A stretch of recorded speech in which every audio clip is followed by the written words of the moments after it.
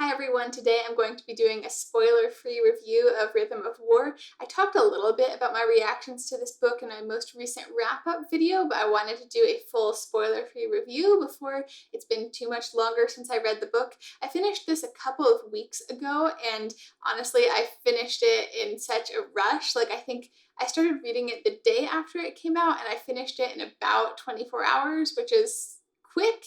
And although I don't feel like I was speed reading, I do feel like some of the details are already starting to escape my brain. I do want to do a full review with spoilers at some point, but my husband is still reading the book, so I'll blame it on him. I'm just going to do a spoiler-free review today since he helps me film.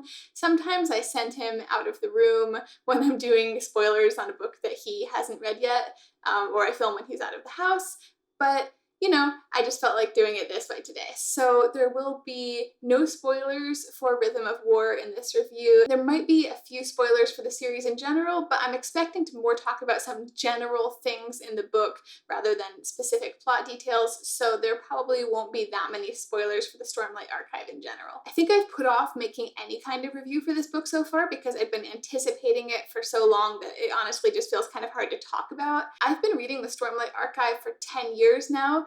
Obviously, it's been 10 years since the first book, The Way of Kings, came out. I was a fan of Brandon Sanderson before The Way of Kings came out, but I think it was really the Stormlight Archive and The Way of Kings that took me from being a Brandon Sanderson reader to a Brandon Sanderson fan. So this series has meant a lot to me over the years, and I can think back to where I was in my life when each volume has come out. And obviously this has been quite the year as well. So it felt kind of momentous that a new book in the series was coming out. And it's always hard when you put that much on any kind of series, especially one that's still ongoing. Usually I try to give some sort of plot description of a book when I start doing a review, even a spoiler-free one, but this is the fourth book in an epic series where each book is about 1,200 pages long, so I don't even really know what to say to give context. I'm sort of assuming that at this point you either know what the Stormlight Archive is about or you don't really care because you're still watching this. Rhythm of War starts a year after Oathbringer ends, which was a really interesting choice by Brandon Sanderson because most of I think all the other books in the Stormlight Archive so far started either immediately or a few weeks after the end of the previous book. So to have a year time skip is already pretty significant in terms of how the series has gone so far. I know that after book 5, there's supposed to be a significant time skip in between the first half of the series and the second half of the series, but I don't know if anyone was expecting to have this kind of time skip going into Rhythm of War. It was an interesting choice. I did know before I started that time skip existed, so it wasn't a surprise when I started reading, but it was a surprise when I found out about it. But in general, something I've noticed about Brandon Sanderson and sequels and series is that you never quite get the next book that you're expecting, especially at the beginning. Often I have a lot of expectations with his books about what's going to be going on, where the characters will be at, or even what kind of information he's going to give. I remember with book 2 in the Stormlight Archive, Words of Radiance, being completely shocked at how much information we got right off the bat with that book. I felt like there were things that were just flat out revealed in a few pages that I had expected would take another full book to get to after what happened in The Way of Kings. I think Oathbringer had some of that too, maybe not quite as much, but there were definitely still reveals. And in general, I'm always surprised with what he chooses to hide and what he chooses to reveal. A lot of times you just get the reveals sooner than you expect in his books, or he'll just dump a bunch of information on you, but then it will lead up to some even bigger reveal later on that you weren't expecting. So at the start of Rhythm of War, it has been a year since the end of Oathbringer, and the status quo, or rather a new status quo, has kind of been established. A lot of the relationships, especially the political relationships that were being worked on so much in Oathbringer, and that was a major plot point in Oathbringer, those have now become relatively established. There's a lot of new technology. The orders of the knights are also feeling more established. In general, the war seems to have kind of settled into almost a stalemate. They've been at war constantly for a year and everyone is kind of used to it, but nothing really huge has happened. In that way, it does feel like the time skip definitely follows Sanderson Sanderson's trend of dumping a lot of information at you at the beginning of the book, because there's all kind of technology and things like that that hadn't been developed at the end of Oathbringer that you get to see right away in Rhythm of War. And technology definitely feels like a major focus of this book. There's a combination of technology and magic that really seems to be important to where this series is going, and it's definitely not something I expected at the beginning based on what we knew about the technology of the world and what we saw, but it's a really interesting direction for the series. Anyway, it was kind of strange to me how it felt like this book started both in the middle of action and also kind of slow. We get a lot of action and exciting things right off the bat, but it doesn't feel like there's a ton of plot right off the bat, which was kind of strange for me. To be honest, I felt probably mildly let down for the whole first part of the book, which is about 200 pages. And that's not to say that I didn't think it was good, I just didn't feel blown away. And it's so hard when you're so attached to a series and it's still being written and you have all these expectations. It's almost impossible for an author to deliver something that actually lives up to your expectations. I mean, I reread almost all of the books he'd written in the Cosmere leading up to the release of this book. There was a lot of hype. I had friends and my husband, people were really excited for this book. So how do you live up to something like that? You really can't. And that's a problem I have a lot with ongoing series, whether it's books or television. If the whole thing is already finished, you read it and you're going to feel about it how you're going to feel, but it feels set. But when something is still being written, there's always the opportunity for it to disappoint you just by not being what you wanted it to be or what you expected. And in the end, I did end up loving this book, and I am going to talk about that. I just want to be honest about how I felt while I was reading it, which was that for the first 200 pages, I felt like it was okay. There were still a lot of great character moments. There were characters that it was great to revisit, but I wasn't super excited about where the book was going from the beginning. I would say that by the end of the second part, which is I think about 400 pages in, I was totally hooked. I did mention that I read this book in about 24 hours. Basically, by the end of the first day that I was reading it on, I just couldn't put it down and I was completely gripped by it. There was one plot line in particular that I just had to keep reading to find out what happened. When I was reading the last few hundred pages of this book, my husband was in the other room teaching online, and I'm pretty sure I kept coming out of the bedroom and pacing and miming, slamming my head into the wall because I was a little bit overexcited about how the book was going, which might have been distracting for him, but that gives you an impression about how I was feeling when I was finishing the book, which was just really hyped up. I've seen a few people complain about the balance of characters and point of views in this book, or not getting to see favorite characters. I don't feel like that was something that really bothered me. I think it's natural in a big series like this that you're going to see more or less of certain characters in certain books. I think a lot of people would have loved to see more Dalinar in this book than they did. I feel like what we did get is pretty good. I don't want to spoil anything, obviously, because this is supposed to be a spoiler-free review, but Oathbringer was a huge book for Dalinar, and it just wasn't surprising to me that he wasn't going to have maybe a ton of character development compared to some other characters in terms of what happened in this book. There were also some favorite side characters that just weren't in this book as much. There were new side characters that got introduced. Some of them seem pretty great, and I'm looking forward to seeing more of them in future books as well. But this is also just a natural shift when you have a series that's this big, I think. And I think Sanderson is definitely trying to avoid this cast bloat when there are just so many characters that you have to get to in every book that nothing ever happens and nothing moves, because people just want to see their favorite characters. So I think it's good that he's not being overindulgent with that. Every book in the Stormlight Archive gets kind of a central character that also gets flashbacks. It was interesting in this book because we get flashbacks from the point of view of Venli and Eshonai, who are both singers or Parshendi. The really interesting thing is that Eshonai is dead in the present day, so that's a spoiler if you haven't gotten to book 3, sorry. We knew from quite early on that Eshonai was going to be a point of view character or a flashback character for one of the books. I think originally Sanderson was planning to have Eshonai be all the flashbacks and then have her sister Venli be all the present day perspective, compared to how obviously usually when the flashback character is alive, we would get both present day and past flashbacks from their perspective. In the end, he split the flashbacks between Venli and Eshonai, and I think that made a lot of sense. And we had Venli's perspective in the present day. She honestly wasn't my favorite character, but I did enjoy getting to learn a lot more about the singers and the fused and Parshendi culture in general. It definitely really opened up how we feel about the bad guys, so to speak, and what their culture is like and what's going on with that. That seems like pretty typical Sanderson as well. People seem to rarely stay completely the bad guys, especially when it's mortals and not, a god or a shard that embodies something evil. It seems like the people themselves in Sanderson are really never that bad. It really is all about choices. I feel like maybe that's a common theme in fantasy, but it's something that I appreciate about his books. There are very rarely cardboard cutout, one-dimensional evil villains, and that was very much the case in this book. You definitely feel a lot more, well, I don't want to tell you what to feel, but you get a lot of more perspective from the, villainous side. And yeah, there are a few that you love to hate, but in general, you tend to feel some sort of sympathy for them. While I found all of that stuff interesting, I didn't feel as connected to the flashbacks or to Venli's perspective compared to Kaladin or Dalinar and Shallan. I did see some people complain about that with this book as well.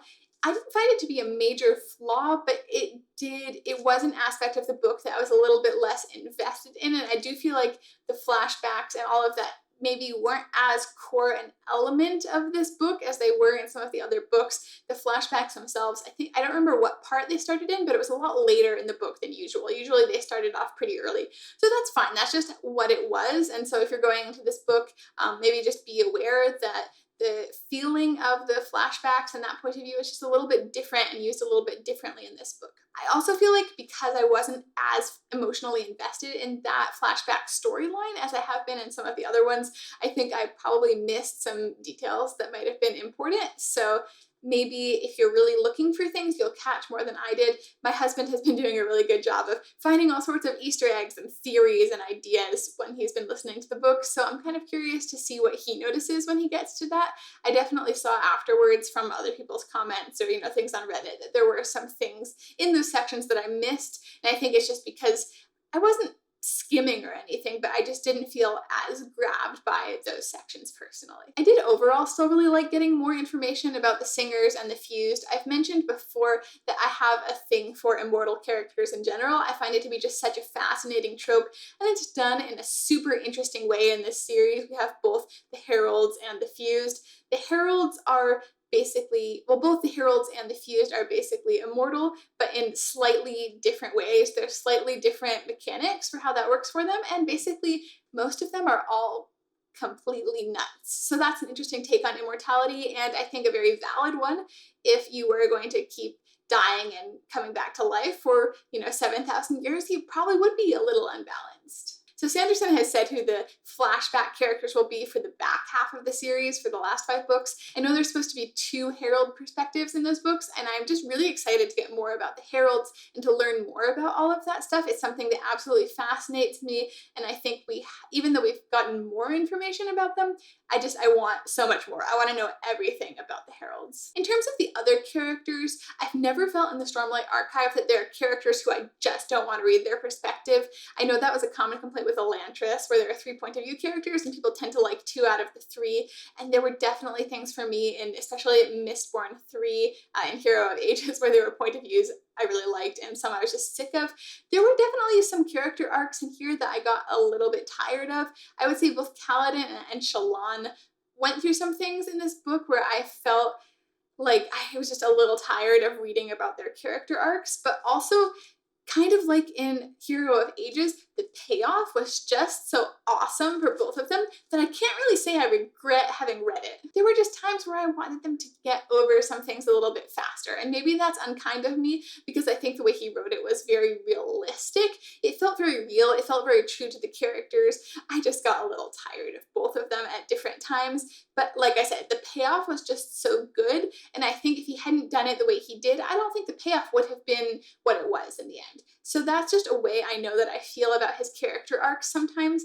And I think he has gotten a lot better at giving characters things to do while they're going through something internal. I know in Mistborn there were times where characters needed to get from point A to point B emotionally, and the stuff that they were doing in the world just felt a little forced, and I knew from even things that he wrote about his writing process that he had intentionally been trying to come up with things for them to do, so it wasn't just them going through something emotional and not doing anything for the whole book. So I felt like he definitely avoided slipping into that here. I overall felt like the arcs that the characters were in, like the things that they were doing plot-wise, were pretty good.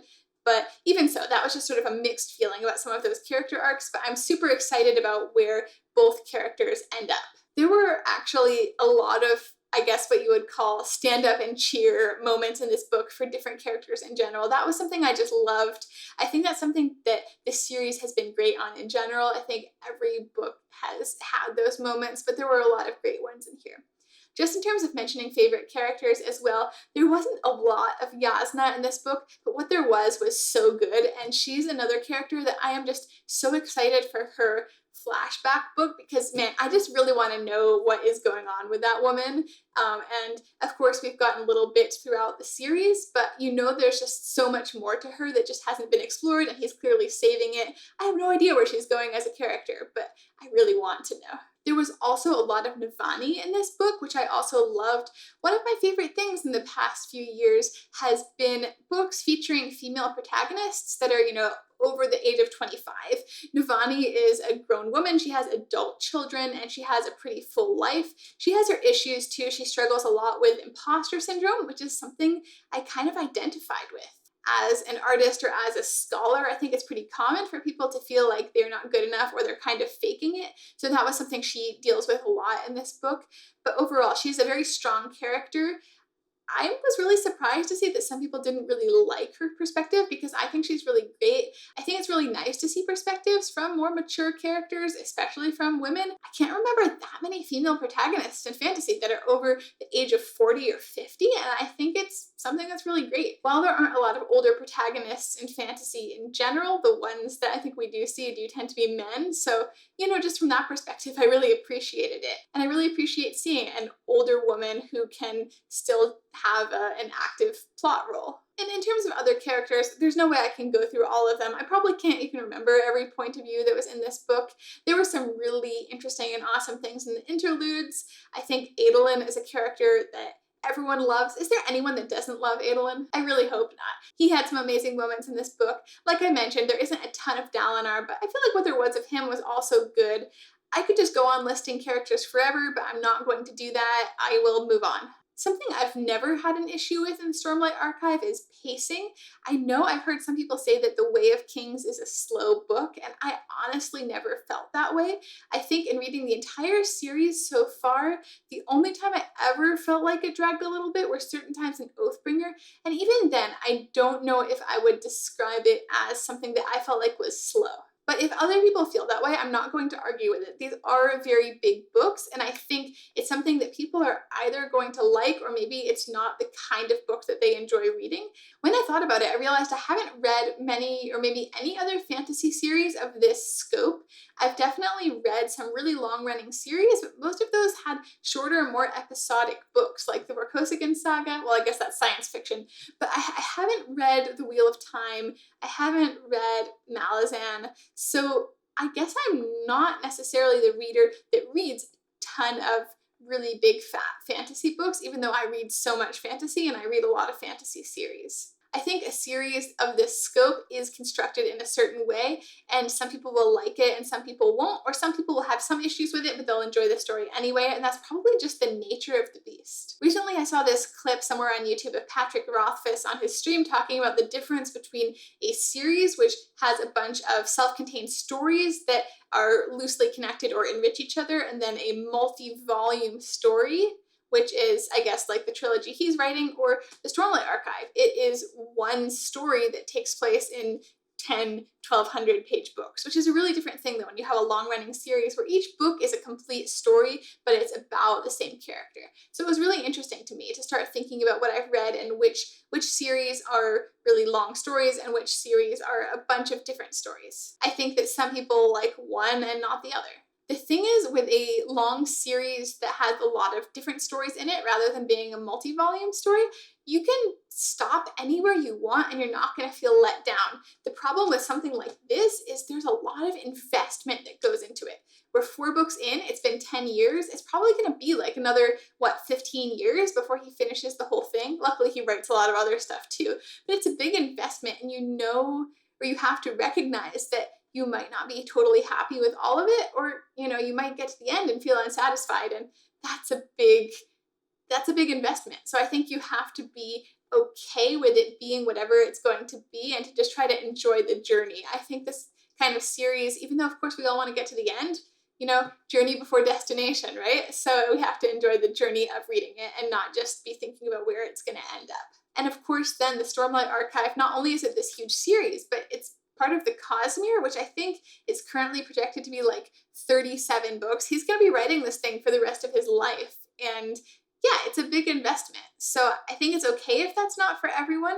And I think you are intended to be able to enjoy this without reading all the different books in the Cosmere. This definitely felt like the book where Sanderson really started strongly pulling in a lot of different Cosmere stuff. I still don't feel like it is essential to the plot. I would say it is more important than just Easter eggs at this point, but it still didn't feel like you have to have read everything in the Cosmere to appreciate this book. I think he's intending to write it as something where the series could be self-contained if you're not interested in reading his other books. And I think for some people that will work, for others it might not. In general, I feel like you get the information that the characters have, so sometimes it's nice to know more than the characters, and that can be fun, but it's not like you ever have less information than the point of view characters. Well, except for the part where, they're deliberately hiding things about their pasts, but not where it comes to the Cosmere. So I don't think it's ever going to be a huge problem in the series, but it's definitely a very noticeable shift. And it made me really happy that I decided to do the full Cosmere reread because I felt a lot more up to date on a lot of the different books that I hadn't read in years and years. I think reading all the books and having that kind of experience and doing the full Cosmere reread, it added a lot of fun to the experience. I still don't think it's essential, but it's been nice noticing all the things and also noticing my husband and friends notice things as well as they're going through the read, and sometimes they're doing better than me at catching stuff. To be honest, I am a bad Cosmere reader. I know the basics and then I just look everything else up online because I either can't remember or I tend to not catch those kind of hinty details when I'm reading. I tend to not really notice things beyond what the character is observing sometimes. I think I just get really caught up in the character's experience. So I'm totally the person, I wish I was the Cosmere theorist that noticed all this really cool stuff and then understood everything that was going on, but instead I'm the person that finishes the book quickly and then rushes on to Reddit to see all the things that other people noticed and get excited by how cool it is. So I'm kind of trying to just accept that about myself. I am not an ultra detail-oriented Cosmere theorist, and that's okay. I still really enjoy it. Well, this isn't really a review, but I also think it bears mentioning that this is my favorite cover so far, not because of the cover art. I think actually my favorite of the US covers, I really like Oathbringer because I like the Yasna picture on it, but I love how this looks on the shelf. I think the colors are super pretty. I love that the book itself is purple. So I think this one looks really great on the shelf. I'm also kind of regretting, you can see I have a trade paperback of Words of Radiance, and then I have the hardcover of Oathbringer, but I didn't own Way of Kings in physical copy before this most recent reread. I only had it on Kindle, so I got it in mass market paperback, which I'll grab. And I can't put this on the shelf next to the other ones. It doesn't fit. So I'm honestly tempted to buy another one, a bigger Way of Kings, just so I can have the whole series lined up on the shelf. And I've never been a person that cared about consistency in editions that I own. I have one friend I grew up with who was very obsessive about making sure all his editions were the same, that he had all the same edition or all hardcover of a certain series. Anyway, just something to think about as you go forward, because there are going to be 10 of these. What do you want them to look like on your shelf if you're buying? So obviously waiting 3 years for this book and then finishing it in a day, now I'm dying to know what happens next, and I'm probably going to have to wait at least 3 years. But I really did love this book in the end. There was a lot of really good payoff, and overall it does feel like the penultimate book in a series because book 5 is kind of going to be a breaking point in the Stormlight Archive. So there's all the buildup of crazy things happening at the end that you have no idea how that's going to get resolved in the next book, and you're so excited to find out what happens, and it's just nuts. And so there was so much of that in this book. I think there really was a lot of stuff that I got so excited for, and I was glued to the book for most of it once I really got into it. So overall, I did love this. And if anything hasn't seemed positive in this review, it's mostly been me just reflecting about how I feel about the series in general and what it's like to be in the experience of being in this kind of, this read of this huge series that's still coming out. But this is still probably my all-time is it my all-time favorite series? I don't know, definitely one of them. It's a series that means a lot to me and I feel very invested in. And in the end, I definitely didn't feel let down by this book. Thanks so much for watching, and let me know down in the comments what you thought of Rhythm of War if you finished reading it.